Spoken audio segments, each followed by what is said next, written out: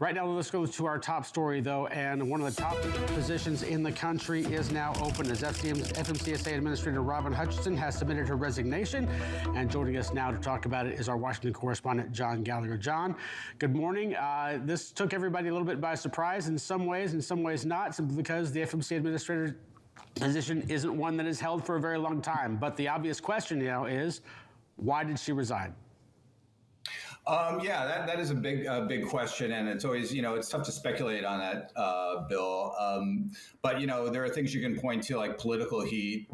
For example, back in, I believe it was October, she was testifying on Capitol Hill about things going on at the agency, and she was basically accused by one of the Republican lawmakers there of he didn't say this outright, but he was kind of hinting at like ethics violations for the fact that she attended a fundraiser during a fundraiser that had certain sectors of the industry attending at a time when this pretty controversial rulemaking is out there and is supposed to come out soon, the speed limiter rule.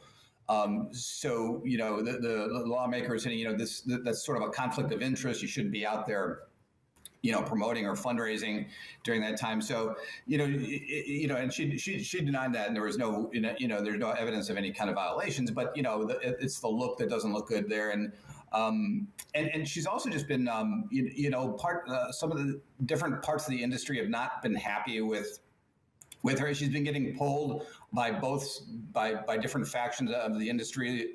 She's got a lot of heat from the brokers for getting involved. She was actually just this week, she was at a hearing, or she wasn't at the hearing, but they were talking about the FMCSA getting involved. The TIA was talking about the FMCSA getting too much involved in private business affairs that are going on with the industry versus and economic affairs versus the sticking to the safety mission of the FMCSA. And but on the other hand, you had a lot of the safety groups not happy with not promulgating regulations fast enough to improve safety and to put in place electronic devices to help bring down crashes. So she's been getting a lot of political and stakeholder pushback while she was there. So,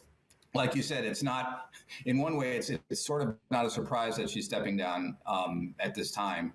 Or it could be in terms of speculation, Bill. I mean, it also could be that she wasn't. It's not that she was pressured, but she just maybe it could be that they want her there, but she just was tired of getting that push and pull, and just it was her decision to step down. That's a possibility as well. Yeah, the FMCSA administrator position, obviously the FMCSA you have to draw a hard line on safety, obviously, in terms of what you're trying to do and what you're trying to promote. Is that perhaps one of the reasons why this job is so difficult and is not held for so long? Because in the end result, you're talking about if lives lost go up, you've obviously failed at your job.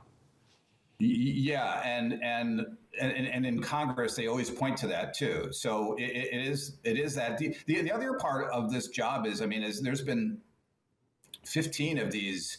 The agency was created back in 2000 or so, and there's been 15. There's been just as many acting administrators as full Senate confirmed administrators, like seven and seven roughly,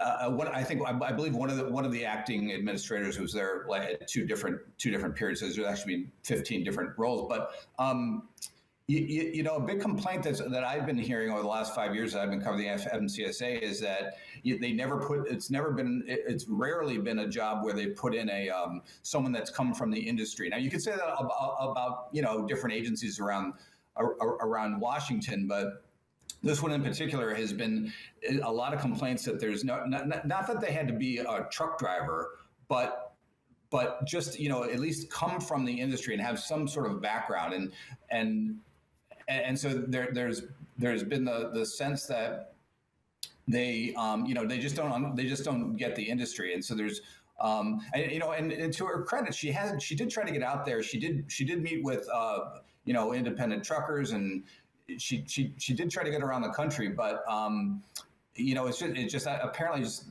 not enough if you don't actually come from the industry. So that's been one of the problems with this job, is just having to being seen and looked upon as a bureaucrat and not someone that really gets what's going on out there.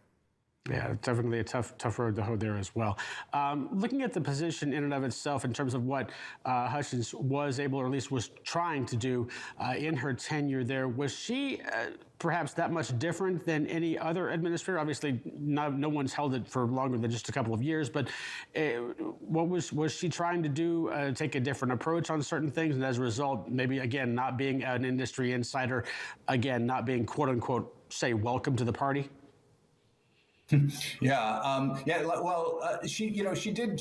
Some of the things she did get she was really proud of her the national roadway strategy that was kind of unveiled at DOT back in 2022. And she helped develop that, and so that was like the first thing that anytime she got on a stage, she would talk about this strategy it's a safety strategy geared toward getting, like you said, those crashes down across all the different departments at DOT, and fatalities down across all the agencies. And she did, she was different. She wasn't the first woman to be appointed to this office. There had been two before her. But she did, she stood up, helped stand up and get rolling the Women in Trucking Advisory Board just a couple of, I believe, like a month or two ago. They put out a kind of an overall strategy for trying to, in recognizing sexual harassment that goes on that's never really been that the FMC has never really talked about before. So she got praise for that. And she also one of the other things she helped do, she was, again, but goes back to that bureaucratic thing. She got a lot of money she helped get a lot of money put into the IIJA, the bipartisan infrastructure bill, back in 2021 before she got to this position. So that was probably one of the things that helped get her noticed into that position. So the obvious question looking forward here is who takes over at this particular time, and also looking at possible, again, Senate confirmation hearings. Are we looking at possibly not even seeing a new confirmed administrator, not until perhaps the next administration comes in? Yeah, so the next person in line is her name is Sue Lawless. She is now the assistant administrator. She was just appointed back, I believe, back in October to that position. So she would be next in line. And by the way, the FMCSA, as far as I know, I checked this morning, they haven't put out an official statement on this yet, but she would be the next one in line to head up the agency, again, in another acting administrator role. And you're right. It definitely. I'd be highly surprised if anything got done in terms of nominating a full nomination, if she's to be the one that's nominated for the position this year, with the elections coming up, and just even the track record of all the acting administrators that have been in this position. It could be, if she sticks around, she could be an acting administrator for a long time. That definitely could be a possibility there as well. Given that possibility there, are the initiatives and the plans that Hutcheson had, basically, are those kind of on hold at this point, and the organization is in more or less a holding pattern, or do they still try and work ahead with the positions and the initiatives that she was trying to pass? Yeah, it's kind of a combination. I've seen instances where things do get put into a holding pattern, but she could her directive could be to basically get going on some of these things, like the speed limiter regulation that was the proposed rule on speed limiters that was supposed to come out last month.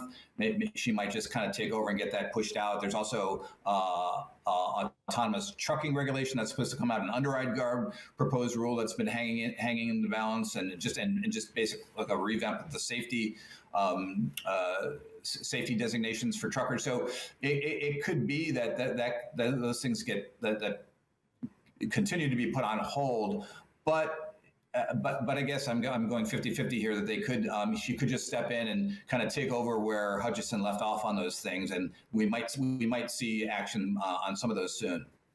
Could be certainly interesting to watch. Obviously, John Gallagher, our Washington correspondent. Thanks so much for joining us. Thanks, Bill.